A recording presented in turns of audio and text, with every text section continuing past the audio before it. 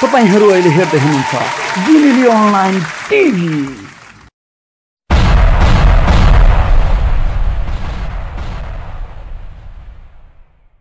मान्य सदस्यहरूलाई कार्यसूचीबाटै विदित भइसकेको छ।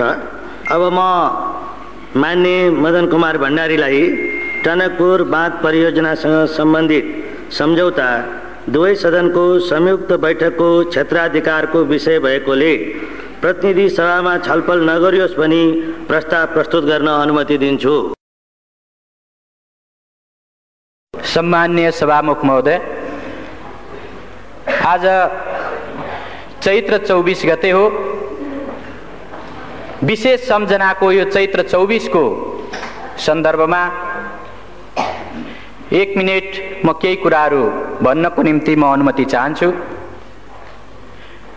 2046 साल चैत्र 24 गते निर्दलीय पञ्चायती व्यवस्थाको विरुद्ध जुन संयुक्त राष्ट्रिय जनआन्दोलन भयो, त्यसको सर्वोच्च उभारको दिन हो र सबभन्दा धेरै आन्दोलनकारीहरूले शहादत प्राप्त गरेको दिन हो। त्यस अघिपछि पनि आन्दोलनमा शहादत प्राप्त गर्ने धेरै आदरणीय शहीदहरू हुनुहुन्छ, जसको रगत पसिनाले यो व्यवस्था, यो संविधान र यी हक अधिकारहरू हामीलाई उपलब्ध भएका छन्। आजको यस विशेष अवसरमा म उहाँहरू सबैलाई हाम्रो दलको तर्फबाट हार्दिक श्रद्धाञ्जली व्यक्त गर्न चाहन्छु। सभामुख महोदय, यो संयोगको कुरा हो कि आज चैत्र 24 गतेकै दिन हामी संविधानको सर्वाधिक महत्त्वपूर्ण प्रावधानसँग सम्बन्धित सवालमा श्री 5 को सरकारले गरेका काम क्रियाकलापहरू माथि टिप्पणी गर्न र तिनीहरू संविधान सम्मत छन् कि छैनन्, नियम कानुन सम्मत छन् कि छैनन्, राष्ट्रको हितलाई तिनीहरूले प्रतिनिधित्व गर्छन् कि गर्दैनन्, अथवा तिनीहरूले राष्ट्रको अहित गरेका छन् भन्ने कुरा अभिव्यक्त गर्नको निम्ति आज यो सेसनमा, यो अवसरमा चर्चा गरिरहेका छौँ। सभामुख महोदय, अहिले भर्खरै माननीय जलस्रोत राज्य मन्त्रीले टनकपुर परियोजना सम्बन्धी सम्झौताको जुन प्रस्ताव प्रस्तुत गर्नुभयो, त्यस सम्बन्धमा हाम्रो दलको तर्फबाट, प्रतिपक्षको तर्फबाट त्यो सम्झौताको बारेमा, त्यो प्रस्तावको बारेमा, त्यसमा भएका विषयवस्तुहरूको बारेमा हाम्रो आपत्ति, हाम्रो विरोध र यो प्रस्तावलाई प्रतिनिधि सभामा प्रस्तुत गर्नु संविधान सम्मत हुँदैन, नियम कानुन सम्मत हुँदैन र यसलाई यहाँ प्रस्तुत गर्ने र छलफल गर्ने कुरा संविधान र नियम कानुनको उल्लङ्घन गर्ने कुरा हो। त्यसो हुँदा यसलाई यहाँ प्रस्तुत नगरियोस्, यसलाई यहाँ छलफल नगरियोस् भन्नको निम्ति आफ्नो प्रतिवादको बारेमा म 1-2 शब्द अगाडि भन्न चाहन्छु। सभामुख महोदय, हामीलाई सम्झना छ, हामीलाई थाहा छ, नेपालको संविधान 2047 को 126 को उपधारा 4 मा नेपालको प्रादेशिक अखण्डतामाथि असर पार्ने खालको कुनै पनि काम सिंगै संसदले एकमतले पनि गर्न सक्दैन, सर्वसम्मत भएर पनि गर्न सक्दैन। तर जब हामी टनकपुर परियोजना सम्बन्धी सम्झौताको बारेमा छलफल गर्छौं, जब हामी त्यस बारेमा मूल्याङ्कन गरिरहेका हुन्छौं, त्यसबेला स्वाभाविक रूपले यो प्रश्न पनि उठ्न सक्छ कि वास्तवमा 2048 साल मङ्सिर 19 देखि 25 सम्म प्रधानमन्त्री गिरिजाप्रसाद कोइरालाज्यूले भारत भ्रमण गर्नुहुँदा गर्नुभएको जुन सम्झौता हो, टनकपुर सम्झौता हो, त्यो टनकपुर सम्झौताको मस्यौदामा उल्लेख भएका जे विषयवस्तुहरू छन्, त्यसलाई हेर्दा के वास्तवमा त्यसले हाम्रो प्रादेशिक अखण्डतालाई उल्लङ्घन गरेको छ भन्ने तर्क उपस्थित गर्न सकिन्न। अहिले भर्खरै मन्त्रीज्यूले त्यसका केही उल्लेखित पक्षहरूलाई यहाँ प्रस्तुत गर्नुभयो र नेपालले टनकपुर परियोजना सम्बन्धी बाँध निर्माण गर्नको निम्ति नेपालको भूमि उपलब्ध गरायो। भूमि उपलब्ध गराउने अधिकार, भूमि त्यस ढङ्गले दिने अधिकार संविधानले बहुमत प्राप्त भएको सरकारलाई या बहुमत प्राप्त दललाई दिएको छ कि छैन? सभामुख महोदय, हामी संविधानको प्रावधानलाई हेरेर, सम्बन्धित ऐन कानुनहरूलाई हेरेर र अरू कुनै नियमावलीहरूलाई हेरेर पनि हामी भन्न सक्छौं मुलुकको कुनै पनि त्यस्तो व्यक्ति वा निकाय छैन जसले यो मुलुकको 2.9 हेक्टर मात्रै होइन 1 इन्ची जमिन मात्रै पनि कुनै अर्को वैदेशिक राष्ट्रलाई दिन पाउँदैन र त्यो ढङ्गले दिने कुनै प्रावधान छैन। सभामुख महोदय, तर टनकपुर परियोजना सम्बन्धी सम्झौतामा त्यो कुरा गरिएको छ। म संविधानको 126 को उपधारा 3 तर्फ म ध्यानाकर्षण गराउन चाहन्छु। त्यो 3 मा उपधारा 3 मा के उल्लेख गरिएको छ भने कुनै पनि 126 को उपधारा 3 मा के उल्लेख गरिएको छ भने कुनै पनि सन्धि सम्झौताहरू यदि संसदले अनुमोदन गर्नुपर्ने सन्धि सम्झौताहरू छन् भने संसदले अनुमोदन नगरुन्जेलसम्म नेपालको हकमा त्यो लागू भएको मानिने छैन। सम्माननीय सभामुख महोदय, टनकपुर परियोजना सम्बन्धी सम्झौतामा हामी देख्छौं कि डिसेम्बर 5 मा 1991 को डिसेम्बर 5 मा जुन सम्झौता भयो त्यो सम्झौता गरिरहेकै बेला त्यो सम्झौताको टनकपुर सम्बन्धी सम्झौताको पहिलो लिखतमै पहिलो प्याराग्राफमै यो सम्झौतालाई डिसेम्बर 15 देखि कार्यान्वयन गरिने गरी यो सम्झौता गरिन्छ भनेर उल्लेख गरिएको छ। सम्माननीय सभामुख महोदय, संविधानको उल्लङ्घन गर्ने अधिकार बहुमत प्राप्त गरेको दललाई छ कि छैन? प्रधानमन्त्रीलाई छ कि छैन? कुनै पनि एउटा त्यस्तो व्यक्ति वा निकायलाई छ कि छैन? सम्माननीय सभामुख महोदय, संविधानको सर्वोच्चता अर्थात् संवैधानिक राजतन्त्र पनि संविधानभन्दा माथि हुन पाउँदैन भन्ने यो संविधान बहाल भइसकेपछि कुनै पनि एउटा व्यक्ति वा निकाय कसैले पनि संविधानभन्दा माथि रहेर वा संविधानका धाराहरूलाई उल्लङ्घन गरेर काम गर्न सक्दैन। तर यो टनकपुर परियोजना सम्बन्धी सम्झौतामा जो स्वाभाविक रूपले संसदले अनुमोदन गर्नु पर्थ्यो त्यो संसदमा प्रस्तुत गर्नु अगावै, संसदलाई जानकारी दिनु अगावै, संसदले अनुमोदन गर्नु अगावै, अझ जुन बेला सन्धि गरिँदै थियो, जुन बेला त्यसको ड्राफ्ट तयार हुँदै थियो, त्यस बेला नै वास्तवमा 10 दिन भित्रैमा या 5 डिसेम्बरमा त्यो सम्झौता गरेर 15 डिसेम्बरदेखि लागू गर्ने भनेर जुन त्यहाँ सम्झौता गरियो यो घोर संविधानको उल्लङ्घन हो र यस्तो संविधानको उल्लङ्घन भएको कुराप्रति यो सदनले, यो मुलुकले गम्भीरतापूर्वक लिने कि नलिने? आदरणीय सभामुख महोदय, हामी यो कुरालाई अत्यन्त गम्भीरताका साथ लिनुपर्छ भन्ने ठान्छौँ। स्वाभाविक रूपले टनकपुर परियोजना सम्बन्धी सन्धि भइसकेपछि यो सदनलाई थाहा छ योभन्दा अगाडि पनि 2टा वा त्योभन्दा बढी सेसनको अवधिभरि राष्ट्रले यसबारेमा चर्चा परिचर्चा गरेको छ।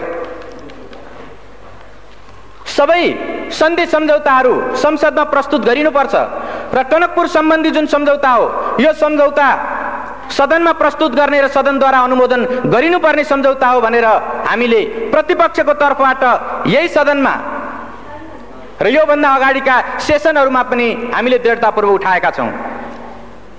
सभामुख महोदय, तर सत्ता पक्षबाट लगातार त्यो कुरालाई बेवास्ता गर्दै, लगातार त्यो कुरालाई अस्वीकार गर्दै यो कुनै सन्धि भएकै छैन, सन्धि भएकै होइन भनेर मुलुकलाई 1 वर्षसम्म लगातार गुमराहमा राख्ने, ढाँट्ने काम भयो।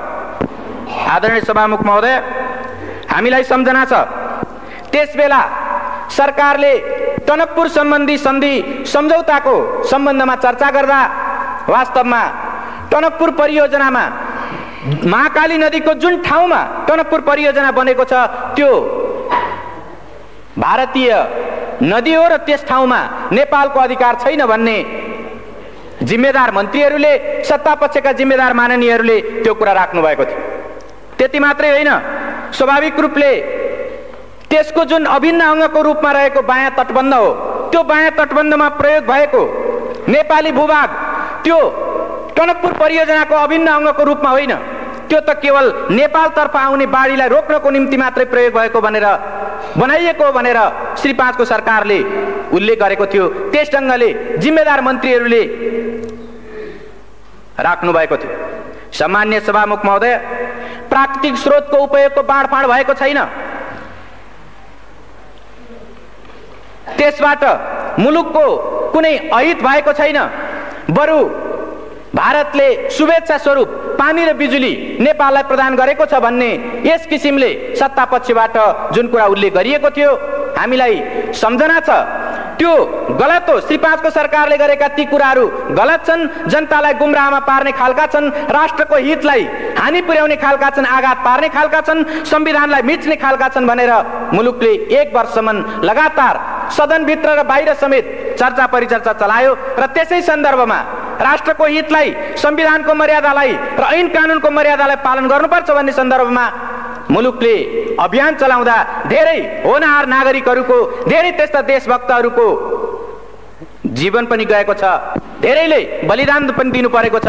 चाहे त्यो 48 साल चैत्र 24 गतेको घटनाको कुरा होस्, चाहे त्यो कावासोतीको भारतीय प्रधानमन्त्री नेपालमा आइरहेको बेला एउटा ज्ञापन पत्र दिनको निम्ति स्वयं टनकपुरको छेउबाट आएको जुन एउटा ज्ञापन पत्र दिने दल थियो, त्यो दलमाथि नवलपरासीको कावासोती भन्ने ठाउँमा जुन गोलीकाण्ड भयो, यस खालका घटनाहरूबाट मुलुकले धेरै आहत हुनु परेको छ। मुलुकमा यो टनकपुर परियोजना सम्बन्धी सवालमा, यसको प्रकृति निर्धारण गर्ने सवालमा सरकारले जनता र राष्ट्रलाई गुमराह गर्न खोजेको कुराको विरुद्ध देशभक्तहरूले आवाज उठाउँदाखेरि धेरै रगत बगाउनु परेको छ। हामी ती कुराहरूलाई बिर्सन सक्दैनौँ। स्वाभाविक रूपले टनकपुर परियोजना सम्बन्धी सम्झौता भएको 11 महिनापछि जब भारतका प्रधानमन्त्री नेपालको भ्रमणमा आउनुभयो, त्यसबेला केही स्पष्टीकरणहरू थपिए। म यहाँ यो सम्झना गर्नु वाञ्छनीय ठान्छु। त्यो के हो भने, जब भारतका प्रधानमन्त्री यहाँ आउनुभयो र नेपालको प्रधानमन्त्रीसँग जब वार्ता भयो, त्यसको विज्ञप्तिमा उल्लेख गरिएको छ कि त्यो टनकपुर बाँध परियोजनामा प्रयोग भएको जुन नेपाली भूमि छ, त्यो नेपाली भूमिको सार्वभौमिकता नेपालकै रहिरहनेछ, अर्थात् नेपालकै त्यो हुनेछ भन्ने कुरा स्पष्टीकरण थपियो। म यसबाट के प्रश्न उठाउन चाहन्छु भने, यदि त्यो 91 को डिसेम्बर 5 को जुन सम्झौताको जुन ड्राफ्ट हो, यदि त्यस बेला नै त्यो कुरा मानिएको भए, त्यो कुरा भएको भए पछि किन स्पष्टीकरण थप्नु पर्थ्यो? अनि जब नेपालको कुनै भूभागको बारेमा अर्को कुनै राष्ट्रको एउटा जिम्मेदार व्यक्तिले आएर यसको सार्वभौमिकता तपाईकै हातमा छ भनेर नभन्दिउन्जेलसम्म सरकारले बोल्न नसक्ने वा त्यस्तो भन्न नसक्ने, मान्न नसक्ने यो जुन स्थिति देखा पर्यो, के यो एउटा बहुत दुःखदायी, बहुत एउटा हानिकारक खालको कुरा होइन र?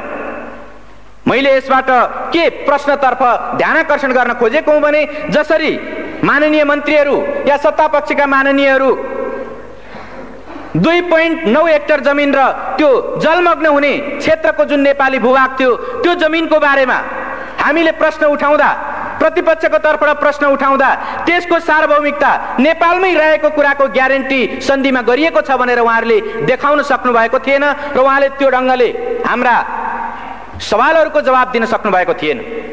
यसबाट यो जाहेर हुन्छ कि मैले सुरुमा नि जुन 126 को उपधारा 4 को जुन प्रश्न मैले यहाँ संविधानको 126 उपधारा 4 को जुन प्रश्न मैले उठाएँ, वास्तवमा त्यसबेला संविधानको भावना विपरीत नेपालको प्रादेशिक अखण्डतामा आँच आउन सक्ने गरी जमिन उपलब्ध गराइएको थियो र त्यो ढङ्गको गल्तीलाई पछि भारतीय प्रधानमन्त्री नेपालमा आएको बेलामा त्यसलाई सच्याउने प्रयत्न गरियो। त्यो स्पष्टीकरणको त्यति मात्रै अर्थ हो र यसबाट यो प्रश्न उठाउन सकिन्छ कि यो सरकारले प्रादेशिक अखण्डतामा आँच आउने खालको, त्यस ढङ्गको प्रश्न उठ्न सक्ने खालको काम गरेर एउटा राष्ट्रघात गरेको थियो। सम्मान्य सभामुख महोदय, हामीलाई सम्झना छ, मङ्सिर 30 गते, विगत मङ्सिर 30 गते सर्वोच्च अदालतले जब फैसला सुनायो, त्यसबेला हामी त्यो फैसलामा देख्न सक्छौँ श्री 5 को सरकारले जतिसुकै पारदर्शी ढङ्गले काम गरिरहेको छु भने पनि श्री 5 को सरकारले जनताको सुसूचित हुने हकलाई संरक्षण गरेको छु भनेर भनेको भए पनि टनकपुर बाँध सम्बन्धी यो सम्झौताको सन्दर्भमा उनले सांसदहरूलाई संसदभित्र र बाहिर जनतालाई जानकारीमा दिएका कुराहरू शिर न पुच्छरका कुराहरू थिए, शिर पुच्छर बिनाका कुराहरू थिए भनेर उनले फैसलामा उल्लेख गरेको छ।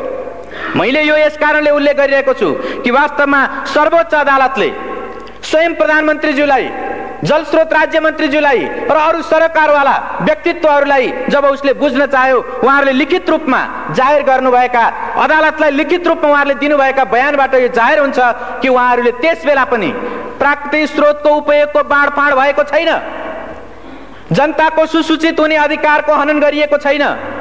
यो बायाँ तटबन्ध भनेको त्यो टनकपुर परियोजनाको अभिन्न अङ्ग होइन र महाकाली नदीको जुन ठाउँमा टनकपुर बाँध परियोजना बनेको छ त्यो परियोजना भित्र नेपालको नदी अधिकार अर्थात् नेपालको त्यहाँ पानी सम्बन्धी अधिकार त्यस्तो छैन भनेर जुन उहाँहरूले उल्लेख गर्नुभएको थियो, त्यो कुराको खिलाफमा सर्वोच्च अदालतले श्री 5 को सरकारले सुसूचित नगरेको, शिर र पुच्छरको कुरा जानकारी दिएर तर उसले वास्तविक जानकारी नदिएको र प्राकृतिक स्रोतको उपयोगको बाँडफाँड भएकै हो भन्ने कुरा र देब्रे तटबन्ध टनकपुर परियोजनाको देब्रे तटबन्धमा प्रयोग भएको नेपाली जुन भूभाग छ र त्यो भूभागमा बनेको जुन बाँध छ त्यो बाँध टनकपुर परियोजनाको अभिन्न अङ्ग हो भन्ने कुरा उसले फैसला गरेको छ।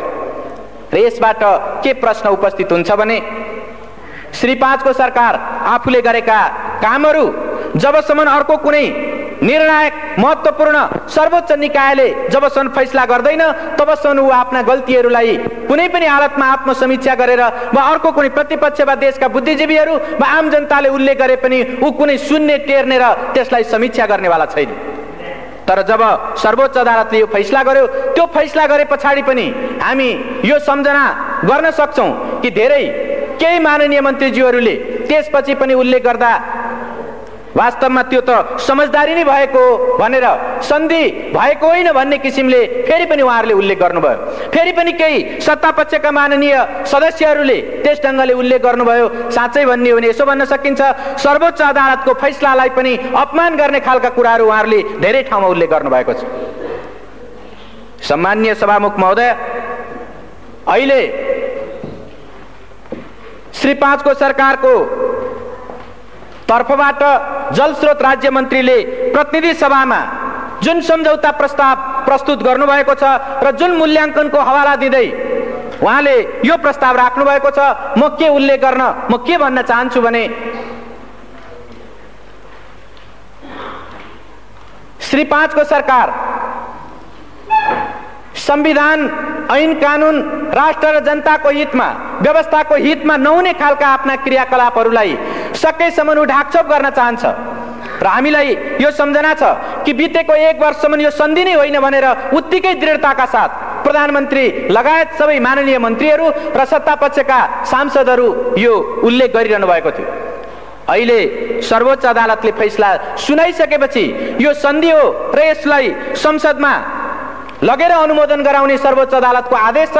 हामी संसदको सर्वोपरिताको संसदको सम्मानको हामी आदर कदर गर्छौँ र सर्वोच्च अदालतको फैसलालाई हामी सम्मान गर्छौँ भनेर उहाँहरू धेरै व्याख्या विश्लेषण गरिरहनु भएको छ। तर के सम्झना गर्न सकिन्छ भने जुन बेला प्रतिपक्षको तर्फबाट यस्ता सन्धि सम्झौताहरूलाई सदनमा प्रस्तुत गर्नुपर्छ भनेर माग राखिएको थियो त्यस बेला उहाँहरूले त्यसलाई ठाडै अस्वीकार गर्दै आउनुभयो र अहिले पनि जबकि यो टनकपुर परियोजना सम्बन्धी सम्झौता दीर्घकालीन प्रकृतिको छ, त्यो व्यापक प्रकृतिको छ, त्यो महत्त्वपूर्ण छ र त्यसले स्वाभाविक रूपले दीर्घकालीन व्यापक वा महत्त्वपूर्ण त्यसले प्रभाव पार्छ, त्यस्तो असर पार्छ, यस्तो सन्धिलाई साधारण प्रकृतिको भनेर त्यस्तो मूल्याङ्कन गर्दै उहाँहरू प्रतिनिधि सभामा साधारण बहुमतले पास गर्न सकिने रूपमा प्रस्तुत गर्दै हुनुहुन्छ। यसले वास्तवमा श्री 5 को सरकार संसदको सम्मान संविधानको सम्मान गरिरहेको छैन भन्ने कुरा स्पष्ट रूपमा जाहेर गरेको छ। आदरणीय सभामुख महोदय, यो सर्वोच्च अदालतको फैसलालाई उल्लेख गर्दै जसरी श्री 5 को सरकारले यहाँ प्रस्ताव प्रस्तुत गरेको छ, म के तर्फ ध्यानाकर्षण गर्न चाहन्छु भने सर्वोच्च अदालतको फैसला पनि कानुन सम्मत ढङ्गले नै कार्यान्वित गरिनुपर्छ। अर्थात् कुनै पनि अदालतको आदेश कानुनविहीन ढङ्गले कानुन विपरीत ढङ्गले कार्यान्वयन हुन सक्दैन। जब सन्धिको कुरा आउँछ, सन्धिलाई संविधानको 126 को उपधारा 1 ले कानुन सम्मत ढङ्गले त्यसलाई अनुमोदन सम्मेलन स्वीकृति गर्ने कुराको व्यवस्था गरेको छ। सन्धिको अनुमोदन गर्ने कानुन कुन हो? हामीलाई सम्झना छ नेपाल सन्धि ऐन 2047। नेपाल सन्धि ऐन 2047 नै यस्तो कानुन हो जुन कानुनले सन्धि सम्झौताहरूलाई अनुमोदन गर्नको निम्ति अधिकार सृष्टि गर्छ, त्यसको एउटा निश्चित अधिकार क्षेत्रलाई त्यसले निर्धारण गर्छ। तर हामीले अहिले भर्खरै सुन्यौं यो प्रस्तावमा श्री 5 को सरकारले सन्धि ऐनको कुनै उल्लेख नगरिकन केवल संविधानको 126 धाराको उपधारा 2 को प्रतिबन्धात्मक वाक्यांशलाई प्रतिबन्धात्मक पक्षलाई उल्लेख गर्दै अनि प्रतिनिधि सभा नियमावलीको 219 का उपधाराहरूलाई उल्लेख गर्दै उसले यो प्रस्तुत गरेको छ। यसले के जाहेर गर्छ भने यो प्रतिनिधि सभा नियमावली भनेको निश्चित रूपले एउटा प्रक्रिया निर्धारण गर्ने कानुन हो। यो अधिकार सृष्टि गर्ने होइन, प्रक्रिया निर्धारण गर्ने कानुन मात्र हो। तर जुन अधिकार सृष्टि गर्ने कानुन हो, अधिकार सृष्टि गर्ने जुन व्यवस्था हो, ऐनको व्यवस्था हो, त्यो भनेको 2047 को सन्धि ऐन नै हो। त्यो सन्धि ऐनको उल्लेख श्री 5 को सरकारले यसमा गरेको छैन। त्यसको कारण के हो भने सन्धि ऐनमा स्वाभाविक रूपले संविधानको धारा 126 को उपधारा 2 का जे जति पनि सन्धि सम्झौताहरू छन् त्यस्तो सन्धि सम्झौताहरूलाई संयुक्त सदनको 2/3 अनुमोदन गर्नुपर्छ भन्ने त्यसले सुस्पष्ट व्यवस्था गरेको छ। तर संविधानको यो भावना र ऐन कानुनको यो पक्षलाई सर्वथा विस्मृतिमा राखेर त्यसलाई बिर्सेर या त्यसलाई उल्लङ्घन गरेर त्यसलाई आदर गर्न नचाहेर श्री 5 को सरकारले केवल सर्वोच्च अदालतको फैसलामा रहेको यो पक्षलाई कि श्री 5 को सरकारले मूल्याङ्कन गरेर प्रतिनिधि सभा वा संयुक्त सभामा लैजाओस् भन्ने त्यो पक्षलाई मात्रै उल्लेख गरेर उसले प्रतिनिधि सभा नियमावलीका केही धाराहरूलाई टेक्दै यस सभामा यो सदन समक्ष प्रस्तुत गरेको छ। स्वाभाविक रूपले मैले अघि नै भने सर्वोच्च अदालतका फैसलाहरू पनि कानुनसम्म ढङ्गले मात्रै कार्यान्वित हुन सक्छन् र स्वाभाविक रूपले कानुनभित्र पनि प्रक्रिया निर्धारण गर्ने कानुन होइन, अधिकार सृष्टि गर्ने कानुन अन्तर्गत नै त्यसको कार्यान्वयन हुनुपर्छ। त्यसो भएको हुनाले सरकारको यो सन्धि प्रस्तावमा जुन कानुनलाई टेकेर जुन धारा उपधाराहरूलाई टेकेर यो प्रस्तुत गरिएको छ त्यो स्वाभाविक रूपमा कानुन विपरीत छ। सरोकारवाला विषयमा त्यो कानुन सम्मत छैन। सम्मान्य सभामुख महोदय, त यो परिस्थितिमा हामी के भन्न सक्छौं भने श्री 5 को सरकारले एक खालको पूर्वधारणा बनाएर त्यस अनुरूप मूल्याङ्कन गर्ने कुरा या त्यस अनुरूप आफ्ना धारणाहरू निश्चित गर्ने र त्यस ढङ्गले कार्यान्वयन गर्ने कुरा उल्लेख गर्दै आएको छ। चाहे त्यो अघिल्लो बेलाको यो केवल समझदारी मात्र हो भन्ने विषय होस् या यो पछिल्लो बेलामा अहिले त्यो साधारण प्रकृतिको सन्धि हो भन्ने विषय किन नहोस्, दुवै बेलामा उसले एउटा पूर्वधारणा बनाएर आफूलाई जसो गर्दा सजिलो हुन्छ त्यो ढङ्गले मात्रै जाने, तर संविधान र ऐन कानुनको अक्षर र भावनालाई पालन गर्ने कुरा हो भने अस्वीकार गर्ने वा त्यसबाट बचेर जाने वा त्यसलाई संविधान ऐन कानुनका सरोकारवाला पक्षलाई कुनामा पारेर जाने, कर्नरमा पारेर जाने खालको कुरा उल्लेख गरेको छ।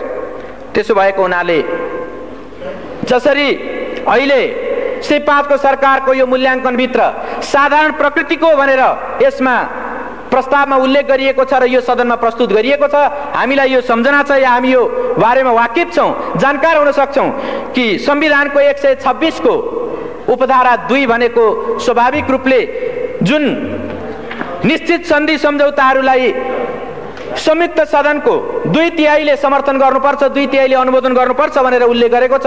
संविधानको मूल भावना त्यही हो।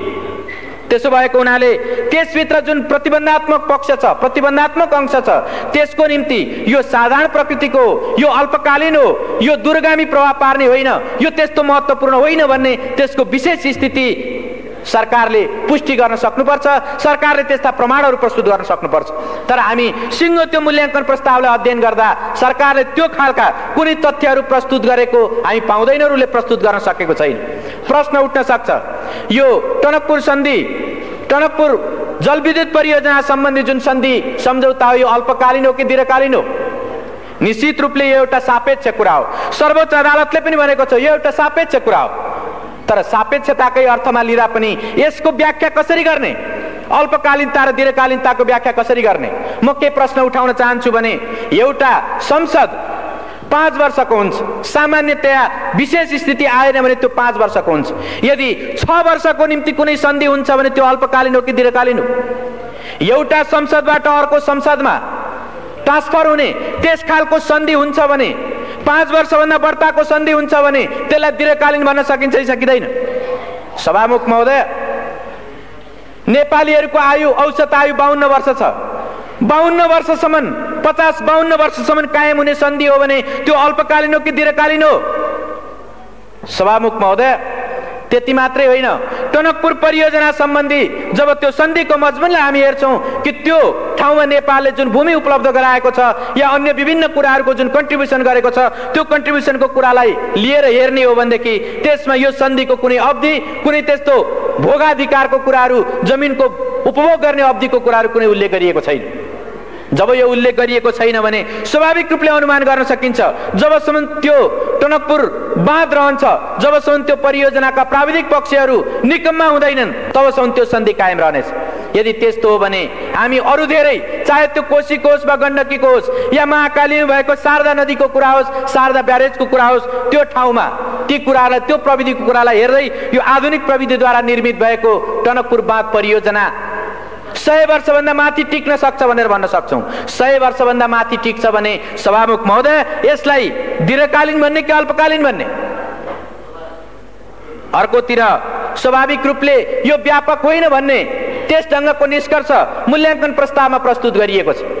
तर त्यो मूल्याङ्कन प्रस्तावकै एउटा हिस्सामा के उल्लेख गरिएको छ भने यसको मूल्याङ्कन गर्दा भारत भ्रमणमा प्रधानमन्त्रीले गएर गर्नुभएका अरू तमाम सन्धि सम्झौता र परियोजनाहरूको बारेमा पनि ख्याल गर्नुपर्छ भनेर उल्लेख गरिएको छ। जब एउटा सन्धिको एउटा विषयको बारेमा मूल्याङ्कन गरिरहेको बेला तमाम सन्धि सम्झौता, त्यस बेला गरिएका तमाम सन्धि सम्झौताहरूको परिप्रेक्ष्यलाई ख्याल गर्नुपर्छ भनेर भनिन्छ भने के यो दुई देश बीचको सम्बन्धलाई ख्याल गरिनुपर्छ भन्ने होइन र? व्यापारको कुरा या व्यापार वाणिज्यको कुरा, अरू तमाम क्षेत्रको, चाहे निर्माणको होस् या व्यापारको होस् या अन्य सम्बन्धको कुरा होस्, त्यो तमाम सवालमा ख्याल गर्नुपर्छ भनेर स्वयं यो मूल्याङ्कन प्रस्तावले उल्लेख गर्छ भने के यो व्यापक प्रकृतिको भएन र? सभामुख महोदय, स्वाभाविक रूपले यसलाई जसरी श्री 5 को सरकारले व्यापक होइन भन्दै, दीर्घकालीन होइन भन्दै, दूरगामी प्रभाव पार्ने छैन भन्दै जसरी प्रस्तुत गरेको छ, त्यो एउटा पूर्वाग्रह र एउटा पूर्वधारणामा, एउटा पूर्वाग्रहमा त्यो आधारित छ र स्वाभाविक रूपले त्यो गलत छ। संविधान र ऐन कानुनको भावना विपरीत छ र त्यसै भएको हुनाले हामी यसलाई प्रतिनिधि सभामा छलफल गर्ने विषय होइन, प्रतिनिधि सभामा प्रस्तुत गर्नु मात्रै पनि वास्तवमा संविधानको भावनालाई उल्लङ्घन गर्नु हो भन्ने हामी ठान्छौँ। सभामुख महोदय, यसको अर्को पक्ष पनि छ। अर्को पक्ष के छ भने नेपालमा सामान्यतया भन्दै आइएको छ, हर कसैले भनिरहेको छ कि नेपालको सम्पत्ति भनेको जलस्रोत हो र यो जलविद्युत सम्बन्धी नेपालको जुन स्रोत हो वा जुन शक्ति हो त्यो 83,000 मेगावाट विद्युत क्षमताको छ। यो 83,000 मेगावाट विद्युत क्षमता भएको जलस्रोतको परिचालन गर्नको निम्ति कस्तो मेकानिजम, कस्तो खालको मेथड, कस्तो खालको तौर तरिका र कस्तो नीति अवलम्बन गर्ने हो भन्ने कुरा पनि यसबाट स्वाभाविक रूपले उपस्थित हुन्छ र यो टनकपुर सम्बन्धी जुन सन्धि भएको छ, यो सन्धिले स्वाभाविक रूपले भविष्यको निम्ति एउटा प्रेसिडेन्स, भविष्यको निम्ति एउटा नजिर पनि स्थापित गर्छ। जब यसको समयावधिको कुरा, यसले नेपाल र भारतको बीचमा भइरहेका तमाम सन्धि सम्झौताहरू र दुई मुलुकको बीचको सम्बन्धको कुरा र यसले नेपालकै अरू प्राकृतिक स्रोत सम्पदाहरूलाई भविष्यसम्म उपयोग गर्ने कुराको, भविष्यसम्म प्रयोग गर्ने कुराको नजिर स्थापित गर्छ भने यसलाई कसरी अल्पकालीन, कम महत्त्वपूर्ण र त्यसलाई साधारण खालको भनेर कसरी भन्न सकिन्छ? त्यसो भएको हुनाले श्री 5 को सरकारले प्रस्तुत गरेको यो मूल्याङ्कन निश्चित रूपमा त्यो संविधान र ऐन कानुन विपरीत छ, राष्ट्रको हितलाई हानि पुर्याउने खालको छ र संविधानलाई उल्लङ्घन गर्ने खालको छ। त्यसो भएको हुनाले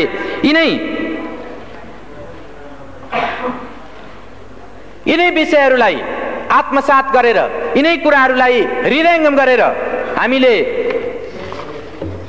टनकपुर सम्बन्धी यो सन्धि प्रस्तावलाई प्रतिनिधि सभामा प्रस्तुत गर्नु र प्रतिनिधि सभामा छलफल गर्नु यो संविधान विपरीत हो भन्ने त्यो मान्यता राखेर हामीले एउटा प्रस्ताव हाम्रो विभिन्न प्रतिपक्षी सांसदहरूले सही गरेर माननीय सभामुख समक्ष हामीले प्रस्तुत गरेका छौँ र त्यो प्रस्तावलाई म यहाँ पढेर सुनाउन चाहन्छु।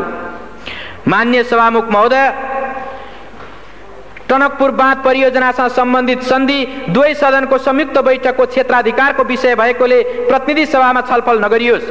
माननीय महोदय, श्री 5 को सरकारको तर्फबाट टनकपुर बाँध परियोजनासँग सम्बन्धित सन्धि प्रस्तावलाई प्रतिनिधि सभामा प्रस्तुत गर्न संसद सचिवालयमा सो प्रस्ताव दर्ता गराएको जानकारीमा आएको हुँदा हामी माननीय सभामुख समक्ष निम्न ब्यौराको निवेदन गर्दछौँ। नेपाल अधिराज्यको संविधान 2047 को धारा 126 को उपधारा 2 ले नेपालको प्राकृतिक सम्पदाको उपयोग र त्यसको बाँडफाँड सम्बन्धी सम्झौता संसदको दुवै सदनको संयुक्त बैठकमा उपस्थित सदस्यहरूको 2/3 बहुमतबाट अनुमोदन गराउनु पर्ने व्यवस्था गरेको छ। यो प्रष्ट संवैधानिक व्यवस्था हो। यसको अपवादको रूपमा राष्ट्रलाई गम्भीर, व्यापक, दीर्घकालीन असर नपर्ने प्रकृतिको सन्धि प्रतिनिधि सभाको साधारण बहुमतबाट अनुमोदन गराउने प्रावधान छ। श्री 5 को सरकारले भारत सरकारसँग गरेको टनकपुर परियोजना सम्बन्धी सन्धिबाट दीर्घकालीन, गम्भीर, व्यापक असर पर्ने कुरा स्वतः स्पष्ट छ। यसर्थ टनकपुर परियोजना सम्बन्धी सन्धि दुवै सदनको संयुक्त बैठकमा उपस्थित सदस्यहरूको 2/3बाट अनुमोदित भएपछि मात्र नेपाल अधिराज्यको हकमा लागू मानिन्छ। यसको लागि टनकपुर बाँध परियोजनासँग सम्बन्धित सन्धि प्रतिनिधि सभामा पेश हुने होइन, दुवै सदनको संयुक्त बैठकमा पेश गरिनु पर्दछ। हाम्रो संवैधानिक व्यवस्था यही हो। हाल बहालमा रहेको नेपाल सन्धि ऐन 2047 को दफा 4 ले संविधानको धारा 126 को उपधारा 2 बाहेकका सन्धि मात्र प्रतिनिधि सभामा पेश गर्न सकिने व्यवस्था गरेको छ र श्री सर्वोच्च अदालतबाट 2049 मङ्सिर 30 गतेको फैसलामा टनकपुर बाँध परियोजनासँग सम्बन्धित सन्धि प्रष्ट उल्लेख भएको छ। यसबाट पनि टनकपुर बाँध परियोजनासँग सम्बन्धित सन्धि प्रतिनिधि सभामा पेश हुने होइन, दुवै सदनको संयुक्त बैठकमा पेश हुने सन्धि हो भन्ने प्रष्ट हुन्छ। प्रतिनिधि सभा नियमावली 2048 को दफा 72 ले संवैधानिक व्यवस्था विपरीत कुनै पनि प्रस्ताव प्रतिनिधि सभामा छलफलको लागि ग्राह्य नहुने व्यवस्था गरेको छ। टनकपुर परियोजना सम्बन्धी सन्धि प्रस्ताव प्रतिनिधि सभामा छलफलको लागि प्रस्तुत हुन संविधानको धारा 126(2) र सन्धि ऐनको दफा 4 र 5 को विपरीत हुने हुँदा प्रतिनिधि सभा नियमावलीको दफा 72 बमोजिम यस्तो प्रस्तावलाई प्रतिनिधि सभाको कार्यसूचीमा राखी छलफल गर्न मिल्दैन। टनकपुर परियोजना सम्बन्धी सन्धि प्रस्ताव प्रतिनिधि सभाको कार्यसूचीमा राखी छलफल गरियोस् भनी श्री 5 को सरकारले संसद सचिवालयमा दर्ता गराएको प्रस्तावमाथि उल्लेखित प्रकारले संविधान र कानून संगत नभएको हुँदा यो प्रस्ताव खारेज गरियोस् भनी माननीय सभामुख समक्ष सादर अनुरोध गर्दछौँ। साथै टनकपुर परियोजना सम्बन्धी सन्धि प्रस्तावमाथि छलफल गर्न र निर्णय गर्न संविधानको धारा 126(2) र सन्धि ऐन 2047 को दफा 5 बमोजिम दुवै सदनहरूको संयुक्त बैठक बोलाउन माननीय सभामुख महोदयसँग अनुरोध गर्दछौँ। सदनको संयुक्त बैठक र संयुक्त समितिको नियमावली 2048 को दफा 18 ले श्री 5 को सरकारले सन्धि सम्झौताहरू संयुक्त बैठकमा प्रस्तुत गर्न चाहेमा सोको व्यवस्था गरेको छ। तर श्री 5 को सरकारले नचाहँदा संसदको आफ्नै पहलमा दुवै सदनको संयुक्त बैठक बोलाउने बारे कुनै दफामा प्रष्ट उल्लेख भएको पाइँदैन। संविधानको धारा 126(2) ले दुवै सदनको संयुक्त बैठकको व्यवस्था गरेको छ। श्री सर्वोच्च अदालतको फैसलाबाट टनकपुर परियोजना सम्बन्धी सन्धि संविधानको धारा 126(2) अन्तर्गतको हो भनी ठहर भएको छ। संसदको संयुक्त बैठक र संयुक्त समिति कार्य सञ्चालन नियमावली 2048 को दफा 35 ले माननीय सभामुखलाई बाधा अड्काउ फुकाउने अधिकार प्रदान गरेको छ। संवैधानिक व्यवस्था लागू गराउन र टनकपुर परियोजना सम्बन्धी सन्धि प्रस्तावमाथि छलफल गर्न संसदको संयुक्त बैठक र संयुक्त समिति कार्य सञ्चालन नियमावली 2048 को दफा 35 प्रयोग गरी दुवै सदनको संयुक्त बैठक अविलम्ब बोलाइयोस् र श्री 5 को सरकारद्वारा प्रस्तुत गरिएको सन्धि सम्बन्धी यस प्रस्तावलाई प्रतिनिधि सभामा छलफल नगराइयोस् भनी हार्दिक अनुरोध गर्दछौँ। धन्यवाद।